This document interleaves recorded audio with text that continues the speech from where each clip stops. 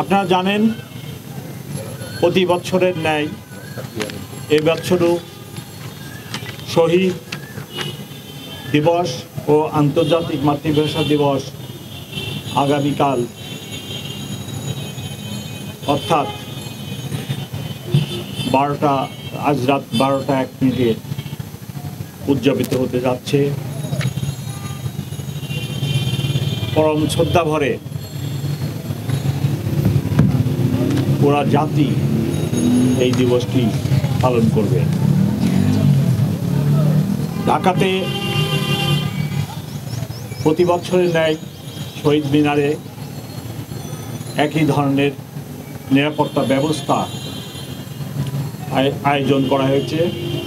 কয়েক স্তরে আমরা নিরাপত্তা ব্যবস্থার আয়োজন করেছি। প্রতিবারের ন্যায় এবারও প্রথমে ভিভিআইপিগণ,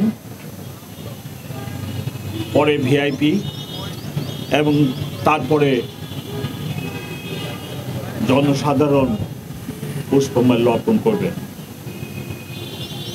আমরা আনুমানিক একটি সময় নির্ধারণ করেছি। রাত্র 12:40 জনসাধারণের জন্য পলাশীর প্রান্ত থেকে অর্থাৎ পশ্চিম পাশ থেকে বেদিতে প্রবেশের জন্য উন্মুক্ত করে দেওয়া হবে। আমরা সকলকে অনুরোধ করব, যেনারা রাত্রে আসবেন ওনারা যেন আমাদের অনুরোধে সাড়া দিয়ে রাত্র 12:40 দিকে আসেন। এবং আমি সকলকে অনুরোধ করব, সবাই যেন বেদিতে পুষ্পমাল্য দেওয়ার সময় যথাযথ শৃঙ্খলা মেনে চলেন। কোনো এক সময়ে সাধারণ মানুষের সমাগম এবং প্রবেশ অনেক ভিড় হয়। এই ভিড়ের মধ্যে যেন কোনো দুর্ঘটনা না হয় আমরা তার জন্য সচেতন থাকব।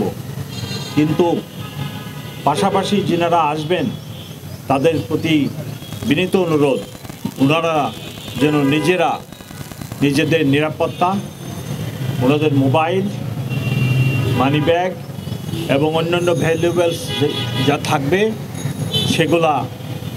সেগুলোর দিকে সতর্ক দৃষ্টি রাখেন। নিরাপত্তা ব্যবস্থা 3-4 স্তরে নেওয়া হয়েছে এবং আজকে সন্ধ্যায় প্রথমে 5টায় এবং পরবর্তীতে রাত্র 8টায় ঢাকা মেট্রোপলিটন পুলিশের অফিসার এবং ফোর্স নিয়োজিত থাকবে এবং আগামীকাল বেলা 2টা পর্যন্ত আমাদের ফোর্স এবং অফিসাররা পুরো এলাকার নিরাপত্তার দায়িত্বে থাকবেন। এখন পর্যন্ত আমরা নিরাপত্তা সংক্রান্ত কোনো আশঙ্কা দেখি না। এই ব্যবস্থার ভিতরে metal detector, archway checking, manually দেহ তল্লাশির ব্যবস্থা থাকবে। কোনোরূপ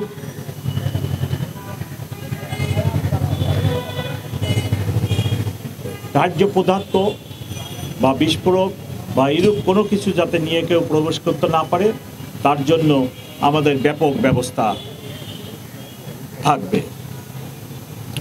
আপনারা জানেন প্রচুর লোক সমাগম হয়, সেই জন্য সবাইকে ধৈর্য ধারণ করতে হবে। সাথে সাথে শহীদ মিনারের চতুর্পাশে 1 কিলোমিটার রেডিয়াসের ভিতরে আমাদের বিভিন্ন মোবাইল টিম সতর্ক অবস্থায় নিরাপত্তা ব্যবস্থা নিশ্চিত করবে।